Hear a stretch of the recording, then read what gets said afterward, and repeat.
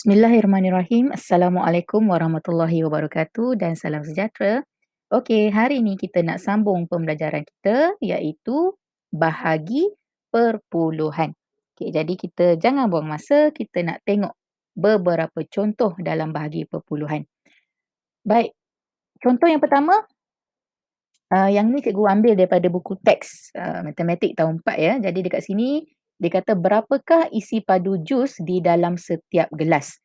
Okey, jadi kalau dalam satu jug ini, okey, ada 1.5 liter dan dia penuhkan 5 gelas air ni, jadi ayat matematiknya adalah 1.5 liter bahagi 5.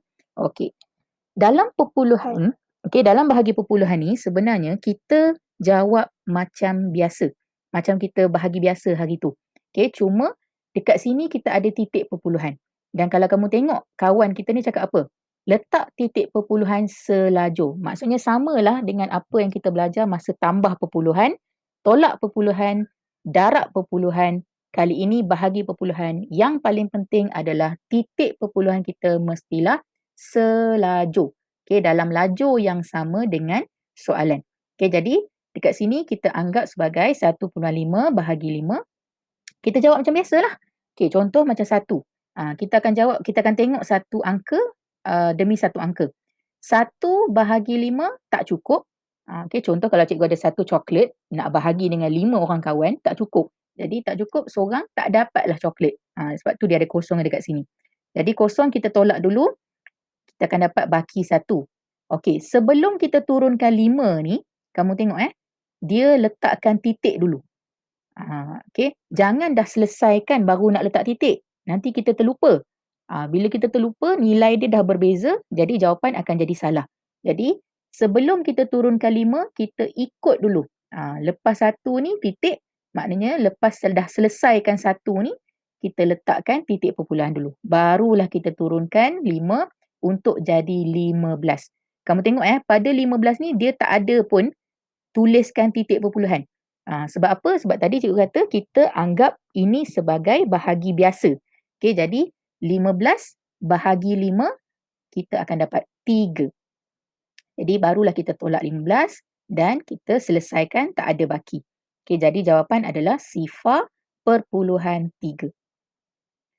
Okey, kita tengok contoh yang seterusnya. Sama juga macam tadi, cikgu ambil lebih kurang macam tadilah. 3.6 bahagi 6. Jadi yang pertama, mestilah kita kena ada dinding dan bumbung untuk jalan kerja bentuk lazim bahagi. Jadi, kalau 3.6 dituliskan dulu, jadi 3.6 lah yang masuk dalam rumah. Luar rumah, nombor belakang, 6. Jadi ini bila 6 dekat luar ni maksudnya kita kena gunakan sifir 6. Siapa yang dah hafal? Very good, sangat bagus. Siapa yang belum hafal, tolonglah buat senarai sifir 6 dekat tepi. Okey, bila kita dah ada senarai ni barulah senang kita nak jawab soalan. Okey, jadi macam cikgu cakap tadi, kita bahagi seperti biasa. Jadi kita tengok dulu angka 3. 3 bahagi 6. Kamu tengok dekat sifir 6 ni, ada tak 3? Tak ada. Paling hampir pun 6. Maknanya 6 ni dah lebih daripada 3. Bila dah lebih, maksudnya tak cukup lah. Kalau tak cukup, kita terus letakkan sifar atas dan sifar di bahagian bawah. Kita tolakkan untuk dapatkan baki 3. Okey. Selalunya kita akan terus turunkan 6, betul tak? Kalau bahagi biasa, kita akan terus turunkan 6. Tapi kali ini, bila ada titik perpuluhan, tolong letakkan dulu titik perpuluhan. Sebab kita dah selesaikan dah 3 ni. Okay? Kita dah selesaikan untuk dapat balik 3 baki dia.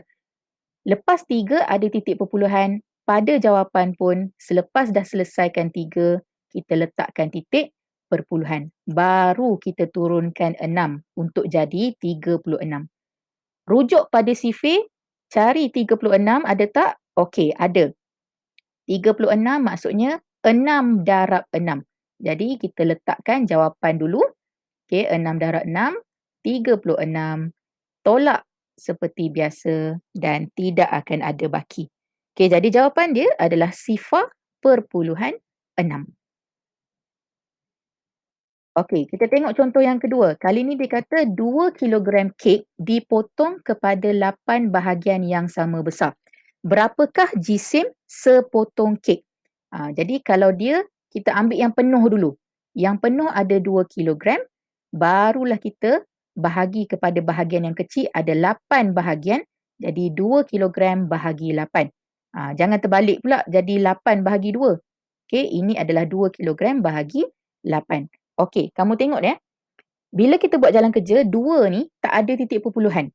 Jadi bila tak ada titik perpuluhan, apa kita nak buat? Okey, cikgu rasa cikgu dah pernah terangkan dalam tajuk tambah perpuluhan kalau cikgu tak salah. Jadi kamu rujuk balik video tambah perpuluhan untuk matematik tahun 4. Cikgu dah terangkan kalau nombor itu tidak ada titik, titik itu sebenarnya ada di bahagian belakang angka. Macam kita buat ayat kan, nama saya Kia, ada titik. My name is Bedah, ada titik. Jadi sama juga macam nombor. Lepas nombor, sebenarnya last sekali ada titik. Jadi untuk soalan ini, kita sendiri yang letakkan titik kita. Okey. Kemudian barulah kita jawab seperti biasa. Okey, kamu tengok kat sini. Okey, kita anggap kosong belakang ni tak ada lagi. Okey, 2 bahagi 8 tak cukup sebab ini sifar 8. Jadi kita letakkan kosong ataupun sifar. Tolak sifar, kita dapat baki 2. Kemudian kita letakkan titik perpuluhan sebab kita ikut pada soalan. Now, lepas angka 2, okey, lepas angka 2, tak ada apa-apa. Dalam bahagi perpuluhan, kita tak boleh tinggalkan baki. Kita nak tak nak, kita kena selesaikan. Tapi kalau dah tak ada nombor, macam mana nak selesaikan? Jadi, kamu tengok apa kawan ni cakap. Tulis 2 sifar. Maksudnya, kita sendiri yang letakkan sifar selepas titik perpuluhan. Bila kita letakkan sifar, baru kita boleh turunkan untuk jadi 20 dan kita tengok sifar 8 paling hampir adalah 16. Okay, kita selesaikan seperti biasa. Kali ni, lepas dah dapat 16, kita dapat baki 4. Sama juga macam tadi, tak ada nombor dah. Jadi kita sendiri wujudkan angka sifar, baru kita boleh turun untuk jadi 40 dan selesaikan seperti biasa. Okey, jadi untuk soalan ni jawapannya adalah sifar perpuluhan 25 kilogram. Okey. Cikgu ambil soalan yang lebih kurang sama. Maknanya nombor yang tidak ada titik perpuluhan. Jadi sekarang ni cikgu nak cuba buat 4 bahagi 5 ya. Okey, macam biasa. 4 bahagi 5 kita letak dulu dinding dan bumbung. Dalam rumah yang mana? 4 ke 5? Kita tengok siapa yang sampai dulu. Kalau 4 di depan, kita letakkan 4 dalam rumah. 5 kita letak di luar. Jadi sekarang ni kita nak gunakan sifir mana? Kita akan gunakan sifir yang berada dekat luar. Jadi ini adalah sifir 5. Jadi cikgu dah sediakan sifir 5 kat sini. Kalau kamu dah hafal lagi bagus. Jadi kita akan buat satu persatu. Baik, yang pertama adalah 4. Bila 4 ni kurang daripada 5, automatik sebenarnya sini kamu dah boleh letakkan kosong ataupun sifar. Tak payah nak rujuk sifir pun tak apa.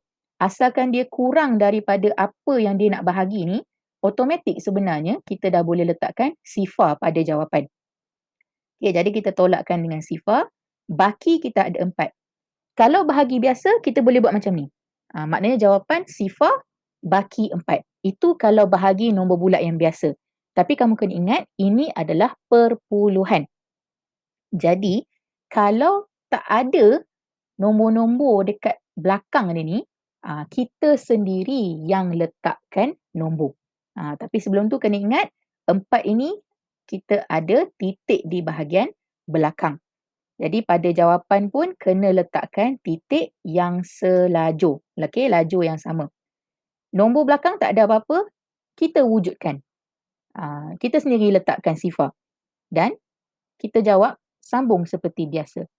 40, kita rujuk pada sifir 5, ada tak 40? 40, okey ada. Okey, 40. Jawapannya adalah 8. Jadi kita letakkan jawapan 8 dan kita selesaikan tolak 40 untuk tidak ada baki. Okey, jadi ingat nombor yang tak ada titik, kita wujudkan titik. Lepas dah ada baki, kalau nak sambung, kita sendiri wujudkan sifar dekat belakang titik perpuluhan dan sambung seperti biasa. Katalah dekat sini masih ada baki. Jangan tinggalkan. Kita kena terus sambung. Maknanya kalau sini masih ada lagi baki, kita letakkan sifar lagi. Turun lagi, selesaikan. Ada lagi baki, letak lagi sifar. Kalau ada lagi baki lah. Okay, jadi kalau contoh yang cikgu buat ni, tak ada baki, jadi dah selesai lah. Okay, jadi jawapan sifar perpuluhan 8. Okey. Kemudian kita tengok contoh yang dekat sini ada 63.72 bahagi 9. Okey, jadi yang ini tak ada masalah. Sebab titik perpuluhan dah memang sedia ada. Okey, dan kita tak payah nak tambah-tambahkan kosong. Jadi kita cuma nak pastikan titik perpuluhan ini berada dalam lajur yang sama. Cuma dekat sini ditekankan apa kawan ni cakap. Apabila menulis jawapan, sifar sebelum 7 ni boleh diabaikan. Maksudnya tak perlu ditulis pun tak apa. Sebab sifar yang dekat depan ni, yang warna merah ni, dia tidak ada nilai. Tapi sifar yang selepas titik ni, jangan tinggalkan. Okay, sifar yang ni ada nilai ya. Jadi janganlah padam pula. Okay, so kalau pada jalan kerja sifar 7 perpuluhan sifar 8, tapi pada jawapan kita boleh letakkan 7 perpuluhan sifar 8 sahaja. Okey. Baik, cikgu nak ambil lebih kurang soalan macam ni. Kita akan buat sama-sama. Okey, katalah cikgu ada 50.56 bahagi 8. Jadi yang pertama macam biasa jalan kerja bahagi, ada dinding, ada bumbung. Dalam rumah yang depan lah 50.56 bahagi 8. Jadi sekarang kita akan gunakan sifir 8. Kalau tak hafal, apa tadi cikgu kata, kita buat senarai sifir di bahagian tepi. Untuk senang kita nak rujuk bila buat jawapan nanti. Okey, jadi kita nak selesaikan macam biasa. Yang pertama adalah 5. 5 kurang daripada 8. Jadi, automatik jawapan sifar. Okey, kemudian kita tolak dengan sifar untuk dapatkan baki 5. Turunkan untuk jadi 50. Kita tengok ada tak 50? Tak ada, kita ambil yang paling hampir. 48. 48 kita tengok dulu. Jawapan dia adalah 6. Kita letak dulu jawapan 6. Baru kita tolak dengan 48. Okay, so ini kita tolak macam biasalah. Kalau tak cukup, pinjam, barulah kita dapat 2. Sebelum kita turunkan 5, apa tadi cikgu kata? Kalau ada titik, kita tuliskan titik dulu.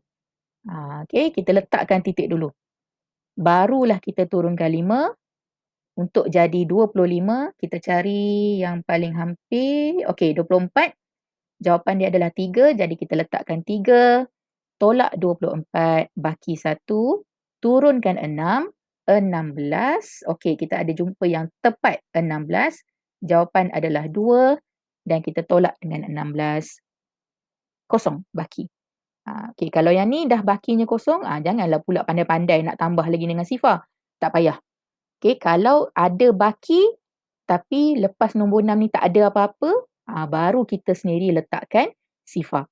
Okey, jadi untuk jawapan ini, kamu boleh tuliskan 6.32 sahaja. Sifar di bahagian hadapan boleh diabaikan. Tak perlu ditulis sebab sifar yang dekat depan ni tidak ada nilai. Okey, kali ni kita nak sambung dengan bahagi 10, bahagi 100, bahagi 1000. Okey, bahagi yang paling cikgu suka sebab paling senang. Okey, jadi kalau kamu pernah tengok video cikgu sebelum ni, tajuk darab perpuluhan, untuk darab 10, darab 100, darab 1000, cikgu gunakan cara anak panah ataupun cara arrow. Jadi untuk bahagi 10, bahagi 100 dan bahagi 1000 ni pula, cikgu nak gunakan cara yang sama. Okey, bezanya kalau darab, kita akan gerakkan titik ke sebelah kanan. Sebab darab ini dia berganda. Tapi bila bahagi, terbalik. Kalau hari tu sebelah kanan, bila bahagi kita nak gerakkan ke sebelah kiri. Sebab bila bahagi, angka itu ataupun nilai itu makin berkurang. Jadi dia patah balik belakang. So dia pergi ke sebelah kiri. Okay, jadi cara dia masih sama dengan darab hari tu. Pertama kita tengok ada berapa banyak sifar pada soalan. Pada 10 ni lah. Okey, kalau dia bahagi 10, pada 10 ni ada satu sahaja sifar, maksudnya kita akan gerakkan titik perpuluhan sebanyak sekali sahaja. Okey, ke sebelah kiri. Kenapa kiri tadi? Sebab kita sedang membuat bahagi. Kalau darab tadi, kalau darab sebelah kanan, kalau bahagi terbalik, sebelah kiri. Okey, jadi kita nak gerakkan titik ini ke sebelah kiri. Okey, bila dah dapat macam ni, kita akan salin sahaja untuk jawapan. Tapi takkan kita nak mulakan dengan titik perpuluhan. Jadi depan titik perpuluhan ni, kita sendiri wujudkan angka sifar. Bila tak ada apa-apa, kita sendiri wujudkan angka sifar dan kita akan dapat sifar perpuluhan 94. Okey, kita cuba tengok untuk yang ni pula. 376.8 bahagi 100. Sekali lagi, cara yang sama. Kita tengok berapa banyak kosong yang ada. Kita ada 2 kosong dekat situ, 2 sifar ya. Maksudnya bila ada 2 sifar, titik ini akan bergerak sebanyak 2 tempat. Ataupun kita akan gerakkan titik ini melangkau 2 angka. Ke sebelah mana? Ke sebelah kiri. Sebab kita sedang membahagi. Jadi, kita akan gerakkan 1 tempat, 2 tempat, titik akan berubah kedudukan. Okey, bila dah macam ni, nombor pun ada, jadi kita salin sahaja apa yang kita dapat. So, dekat sini jawapan akan jadi 3.768. Okey, yang ketiga. Yang ni dia lain sikit. Kenapa dia lain sikit? Sebab dia tak ada titik perpuluhan. Jadi bila tak ada titik perpuluhan, jangan terbalikkan pula. Selalu murid akan buat macam tu. Dia nampak pelik sikit, dia pandai-pandai tukar soalan. Contoh 5 bahagi 1000. Allah, macam mana ni? Tak boleh 5 bahagi 1000. So dia buat terbalik. 1000 bahagi 5. Tak boleh. Bahagi tak boleh main tukar-tukar dia punya kedudukan. Yang boleh tukar-tukar cuma tambah dengan darab sahaja. Okey, bahagi dengan tolak tak boleh. Okey, jadi kalau macam ni jangan panik. Pertama, sebab tadi kita guna cara gerakkan titik. Tapi bila dah tak ada titik, kita wujudkanlah titik dia. Jadi kat mana titik dia? Dekat bahagian hujung. Jadi selepas nombor, selepas angka ada titik perpuluhan. Barulah kita tengok. Pada 1000 ada 3 sifar. Okay, jadi kita akan gerakkan titik ini ke sebelah kiri sebanyak 3 kali. Okey, kamu tengok 3 kali ni memang kosong, tak ada apa-apa. Bila tak ada apa-apa, macam tadi cikgu kata, kita sendiri wujudkan angka. Okey, so bila kita dah gerakkan titik, kita wujudkan angka pada bahagian yang kosong, bahagian yang lompong. Tak ada apa-apa. Okey, dan pada bahagian depan mestilah kena ada sifar. Dan kita akan salin jawapan daripada hadapan untuk dapat sifar perpuluhan sifar 5. Okey, jadi cikgu harap kamu boleh faham dengan apa yang kita belajar hari ini dan cikgu harap kamu boleh gunakan video ini sebagai rujukan untuk menjawab soalan-soalan bahagi perpuluhan. Okey, jadi kita berhenti dekat sini. Kita jumpa lagi dalam pembelajaran seterusnya. Terima kasih. Assalamualaikum. Jumpa lagi.